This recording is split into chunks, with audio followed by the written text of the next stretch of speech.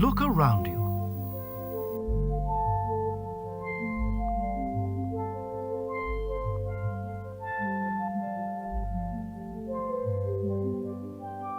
Look around you.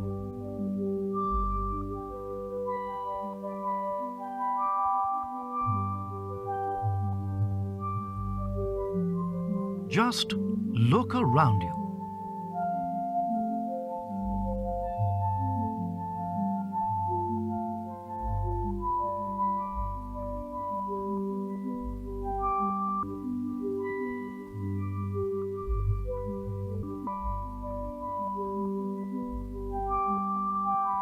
There. Now take a closer look. Have you worked out what we're looking for? Correct. The answer is Air. Consider the air, this light-filled and fluid element in which you're now immersed, with its agitations and its calms, its storms and its subsidences. Consider the unseen currents drifting between the soils and the scudding clouds, and circulating among us wherever we find ourselves, streaming in at your nostrils and circulating within you as well. We know that we live on the earth.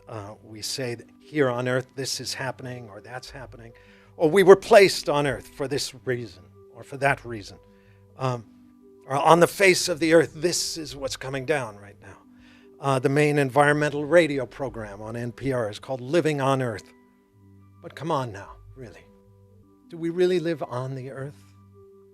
Sometimes when I'm teaching, I take my students out of doors and I point up at the clouds. And the clouds are just sort of drifting. If it's in New Mexico, there's usually a few clouds, but they're just lollygagging up there, maybe drifting toward the north slowly. And I point out that, look, we know from hearsay or because we've studied it that the earth is spinning very rapidly, like a dervish around its axis, toward the east at 1,000 miles an hour and more. If the earth is spinning so rapidly, those clouds are fairly close, but shouldn't we just see them charging off toward the west? But we don't. They're just hanging out, relaxing, it seems, or streaming a bit toward the south. And I say, why? Because the clouds are a part of the earth, held aloft by this ocean of air in which we're embedded, as thoroughly as fish are immersed in the sea. That is to say, that's earth up there. When we're gazing up at the clouds, we're looking up at another layer of the earth. And hence, we don't live on the earth. We live in the earth, or what I'm calling the commonwealth of breath. But it is at once utterly transcendent and uttermost immanence, because it is all around us, up against us, inside our nostrils, even circulating within our bodies. We cannot see it. We cannot grasp it. We try vainly to map it, but it's utterly enigmatic. But really, we don't notice this. We don't speak of the air between two persons who are sitting close to one another. We just speak of the space between them. We don't speak of the air between myself and a nearby tree. We just speak of the space between us. How much space is there between me and the wall? We don't ask how much air is between me and the wall. It's empty space. It's empty. It's just an absence of stuff, a void, without any feeling or meaning. It's a void. And hence, a perfect place to throw whatever we hope to avoid. The perfect dump site for the unwanted products of our industries, all those byproducts, for the noxious brew of chemicals exhaled from the stacks of our factories and power plants and refineries, and the stinging exhaust belching forth from our fossil-fueled vehicles, spewing from automobiles and airplanes, cruise ships and tugboats and giant tankers, lugging thick tar sands to be processed in foreign ports. Even the most opaque, acrid smoke billowing out of the pipes will dissipate and disperse, always and ultimately dissolving into the invisible. It's gone. Out of sight, out of mind. Out of sight, out of mind. A problematic assumption. Given the blithe obliviousness with which we shove other species over the brink of extinction, and our ready capacity to wreak havoc upon ecosystems utterly essential to our own flourishing, it might be that a bit of humility is in order. We may not be quite as conscious as we've assumed.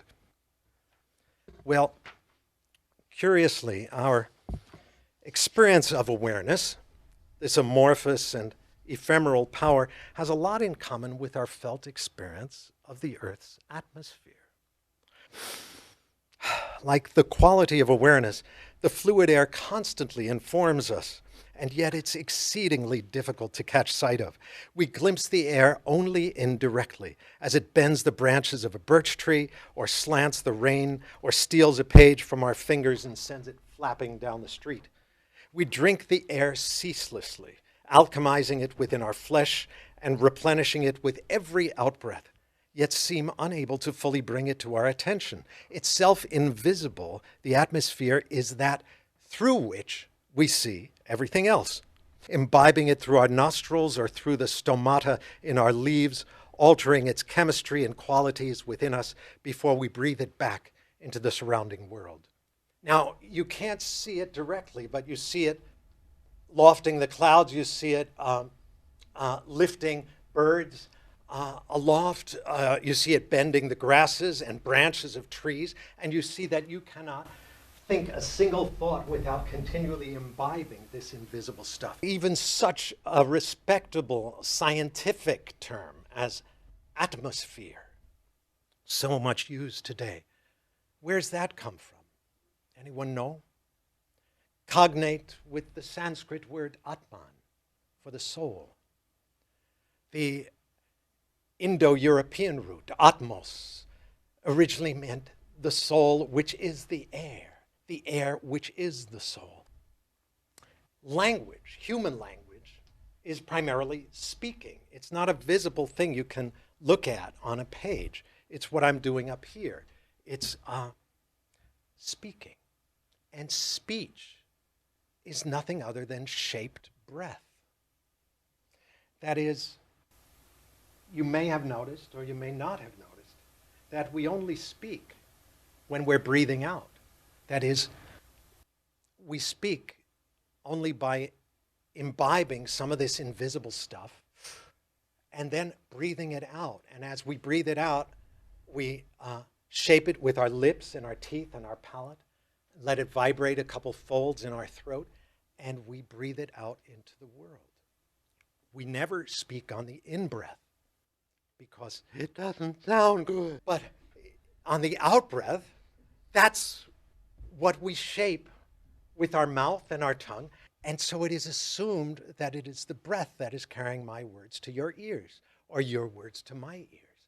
So the air is the implicit intermediary, this rocking in and out of ourselves that binds the invisible depths within us to the lungs of a swallow swooping past, and to the oak trees and the soils and the oceans. One mind with the earth, really. So I'll end just with this simple question. What is climate change, if not the simple consequence of forgetting the sacredness of the invisible air, of the atmosphere, of the medium in which we're immersed? treating it as an open sewer, as this perfectly convenient dump site to toss all the unwanted byproducts of our industries.